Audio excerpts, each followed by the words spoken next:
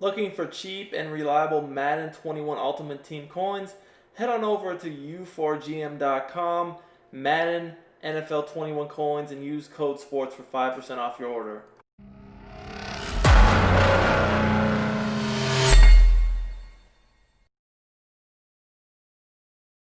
Yo, what's up everybody? It's Duke back here from sportsgamers.com, and we got a great Madden 21 tip video for you guys today. We're going to break down a post-patch Nano Blitz. So as you guys know, EA dropped a patch today that pretty much got rid of a lot of different little glitches in the game. One of them was the contain glitch that allowed your D lineman to come up the A and B gaps on contains.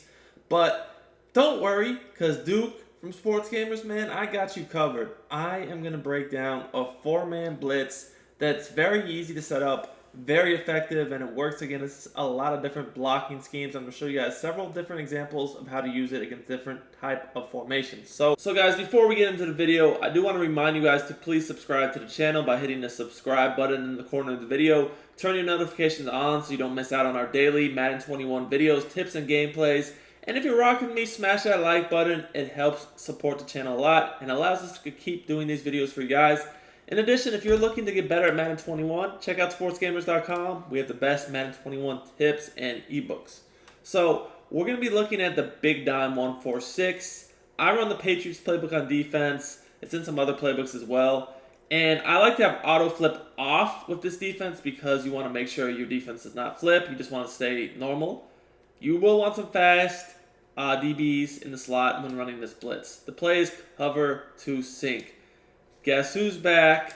Back again. Yeah, the Big Dime 146 cover to sink is back, and it is super tough this year. A lot of the top players have been running this 146, and I'd suggest you guys look at it as well. So, guys, this is a pretty easy setup. All you really have to do is you want to spread out your D-line by hitting to the left on the D-pad and then up on the analog stick, the left analog stick, and then you crash your D-line down, which is, again, left on the D-pad, and then down on the right analog stick. You QB contain, that's R1R1 PlayStation or RBRB Xbox. You can control this inside linebacker or the safety. Doesn't really too much matter. But first we're going to look at this if the running back just goes out on a route. So obviously if the running back goes out, we're going to scream in, and we're going to get that quick untouched sack. Now, there's good coverage out here. We're only rushing 4 players. You're probably saying to yourself, well, what if they block the running back? So, like last year, if they do block the running back, this blitz will still work very well. So, the way we're going to go about that is if they do block the running back, so like right here, bam, block running back, we're going to do the same setup where we're still crashing our D-line down after we spread them out. We're still QB containing. The only other thing is I kind of just man this guy up on the running back and move him in kind of like a step to the inside. And I still control either the safety or the other inside linebacker. But because I'm going to try to play offense here and try to dot this, I'm going to just get on the D tackle to make this easier. So I'm going to try to see if I can't block this and dot it up real fast. See if we can do this real quick. Alright, let's see what happens here.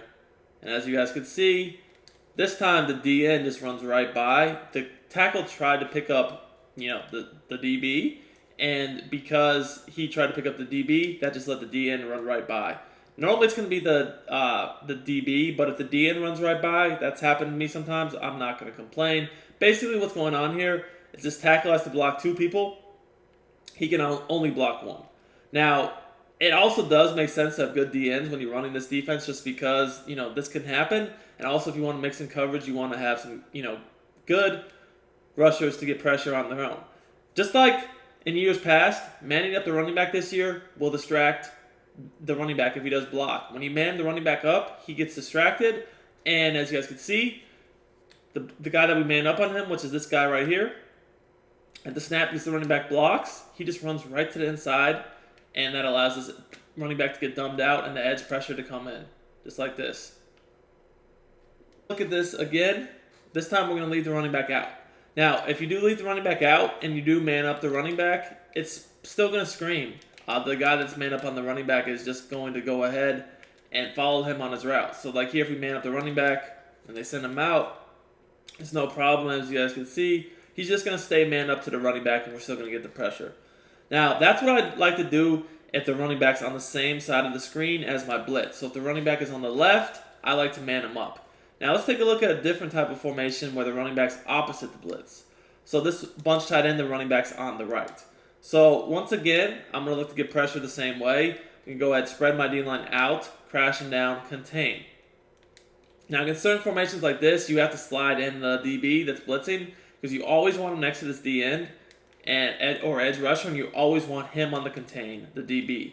Also, I like to move this guy in right over here. I don't like him like out in the slot like that. I do not like that. So we definitely need these two players to be next to each other because that's what creates the tackle having to block both, and obviously he's not going to be able to do that. And so I'm going to control the safety and coverage like when I'm in a game for real and look to lurk.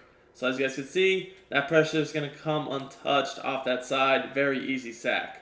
Now same thing, you might be wondering, well, what if you just block the running back?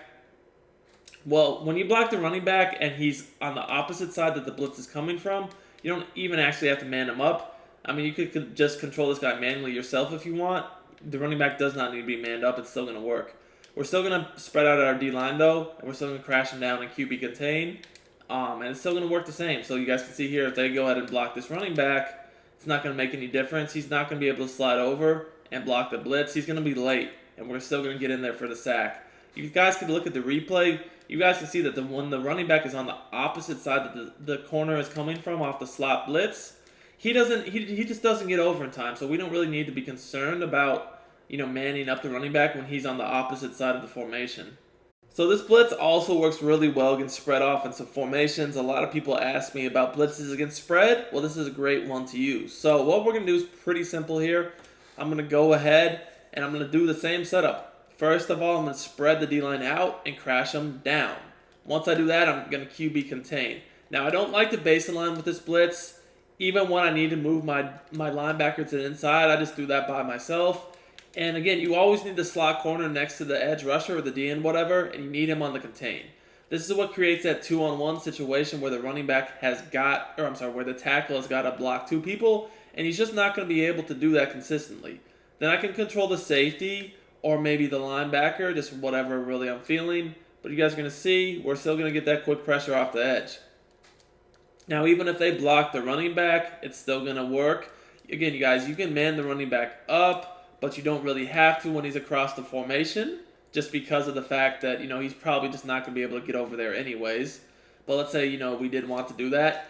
If I'm going to man the running back up, I'm going to do it with the inside linebacker on the same side of the screen as him. So in this case, if I did want to man the running back up, it would be just with the linebacker on the right of the screen. But again, that's not necessary because he's not on the same side the blitz is coming from. But if I wanted to, just man him up, tap him to move him back, get on the linebacker or the safety. Really doesn't make too much of a difference. Same setup otherwise, where I'm spreading the D-line, crashing them down, and containing and moving that DB in. This is very easy to do, guys. You can do this very quickly, and we're going to look at this with the running back blocked so you guys can see. It's not going to make a difference. We're still going to get that quick pressure. I'm going to obviously, in a game, be covering that middle of the field with my user, but I'm not here because I'm trying to play offense and defense at once. So that guy that was open on the left side of the field, right here, that would be who I was using. I just didn't even move here because I'm just, setting the blitz up. But keep in mind in a game, obviously, I'm going to take away their first read with my user. But, if I had done that, there's nothing open here. The field is blanketed, and we're able to get some quick and easy pressure right off that edge. Again, you guys can see the running back is unable to make a block as we're in there for the quick and easy sack. This is very, very consistent. It's a very easy setup, and it's something you guys can do pretty much very consistently while mixing in some coverage from this formation. I actually love Big Dime 146. If you guys have my defensive domination guide for New England Playbook, make sure to check it out. I will be updating the guide with a 146 scheme on defense that I really like post-patch. It's fire.